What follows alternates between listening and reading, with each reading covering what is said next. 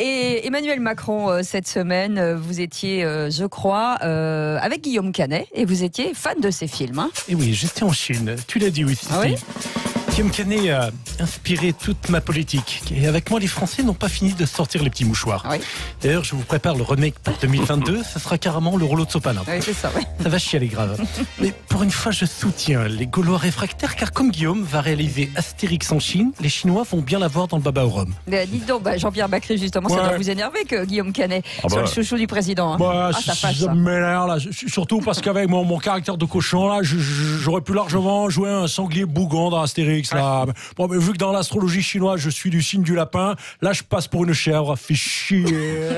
Et vous, Gérard Depardieu, vous êtes aussi en colère? Oh, mais oui, merde. Mais même, je suis le pote avec Guillaume Canet, hein.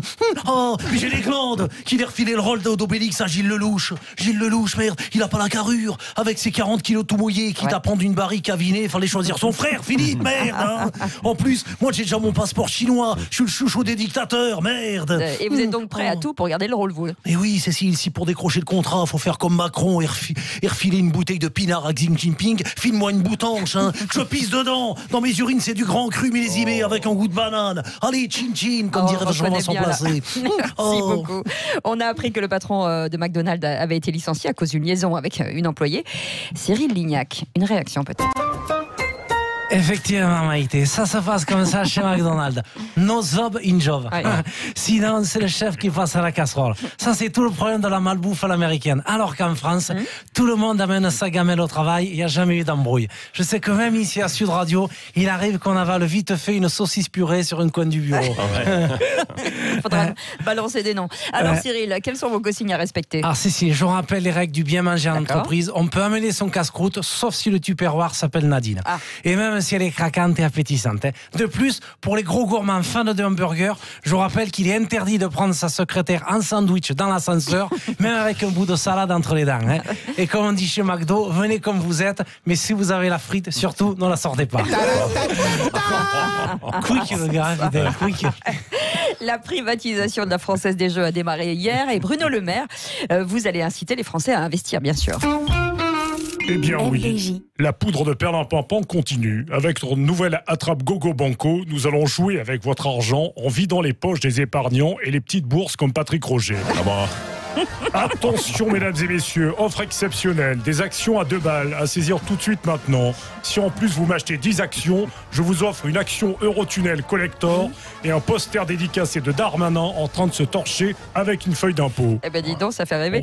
Vous êtes donc prêt à tout rafler pour 1 milliard? Oui, pour cela nous allons aussi installer des machines à sous dans tous les bistrots, des roulettes russes dans les commissariats, ainsi que des tables de jeu à la CAF et aux acédiques.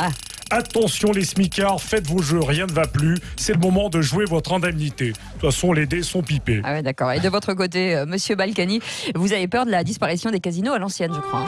Ah oui, écoutez, en tant que bandit manchot des Hauts-de-Seine, moi je défends l'escroc de proximité. Alors j'ai installé un petit casino à la prison de la Santé pour blanchir quelques bifetons qui me restaient dans le peignoir. Avec Isabelle, on a même lancé une cagnotte pour que les pigeons de Levallois payent ma caution. C'est faut dire si je suis pas prêt d'aller au tapis. C'est sûr. Dites-moi, Patrick Bruel, vous avez acheté des actions FDJ, vous? Faut arrêter, Cécile. Les actions FDJ, c'est encore une histoire à se retrouver en slip. Putain, moi je reste fidèle au strip poker. Alors du coup, comment on fait si on a une bonne paire, Cécile? On s'allonge direct ou c'est l'État qui nous pompe? Faut savoir quoi. Je vous laisse répondre à cette question tout seul. Et on enchaîne avec les Breaking News de Nikos. Oui, bonjour à tous, salut, c'est Nikos. Vous avez vu, la filière bois était à l'honneur cette semaine puisque Jean-Paul Dubois est monté sur les planches du Goncourt et Marie Laforêt a rejoint la boîte à sapin. Hommage. Cette semaine, Édouard Philippe a lancé le chantier du village olympique en Seine-Saint-Denis. C'est une bonne nouvelle pour le commerce local. Au moins dans le 9-3, on est sûr que les athlètes seront tous positifs au cannabis. Et demain, samedi, nous célébrons le 30e anniversaire de la chute du mur de Berlin. Monsieur Wauquiez, vous, le mur, ça vous évoque quel souvenir personnel, par exemple? Vous savez, madame de Trachibus, moi, J'ai tenté plusieurs fois de faire le mur pour allier discrètement le Rassemblement national. Ouais. J'ai même creusé un tunnel avec Thierry Mariani, mais à chaque fois, je me suis fait choper au checkpoint électoral à cause de ma vieille parka rouge de la RDA qui était visible de loin. Ouais, c'est vrai. Le point positif, c'est que depuis mon départ, les Républicains vont dans le mur à chaque élection. Ouais. Et tiens, Philippe Bilger, pendant que vous êtes là, vous êtes nostalgique, vous, du mur de Berlin? Bonjour Titi, non, moi j'étais plutôt en tête de gondole sur le mur des cons, Oui. me suis fait épingler par les magistrats qui se payaient ma tronche. Fort heureusement, aujourd'hui, j'ai uniquement ma photo sur le mur des cons, des complotistes, à côté d'André Berkoff, dans les toilettes de Sud Radio. Et on a marre. Attendez. Je pose juste une question. Est-ce que Mamoudou Gassama est venu décrocher Gorbatchev qui était suspendu au mur de Berlin, hein? Et on a marre, voilà.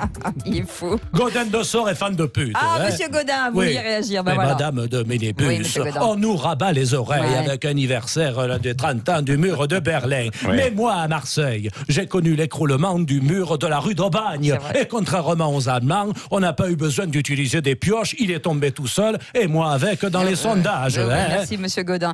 Nadine Morano, Ouais. ça vous parle, le bloc de l'Est, vous? Bah tu m'étonnes, ich bin ein Berliner. Moi, c'est pour faire de la politique à Paris que j'ai dû franchir le mur de l'Est. Bah oui, réfléchis, je suis né à Nancy. Ouais, d'accord, ok, merci. non. Merci Tu vas beaucoup. pas venir, ça l'a arrangé. Non, celle-là. Et François Hollande, 1989, ça vous rappelle aussi des souvenirs, hein? Oui, bonjour à tous. Oui, moi, l'époque soviétique, ça me rappelle le temps où je faisais le mur pour aller voir des gonzesses, alors que Ségolène avait baissé le rideau de fer. Oui, effectivement, oui, ça. Alors je le dis à toutes les femmes qui nous écoutent, Ouais.